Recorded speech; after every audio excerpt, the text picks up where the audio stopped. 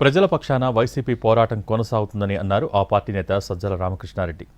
కూటమి ప్రభుత్వం అధికారంలోకి వచ్చి 2 ఏళ్లు గడిచినా జనానికి చేసిందేమీ లేదని తెలిపారు ఆయన. జగన్ పాలన అంటూ ఇప్పటికీ మాట్లాడుకుంటూనే ఉన్నారని స్పష్టం చేశారు సజ్జల. విపక్షంగా ఉన్న చంద్రబాబు నాయుడు ఈ రోజు ఏం చేస్తున్నాడో ఆ రోజు అదే చేశారు. ప్రభుత్వంలో ఉన్న వాళ్ళు మీరు తప్పులు చేస్తున్నారని చూపడానికి మన దగ్గర తప్పులు కనపడాల.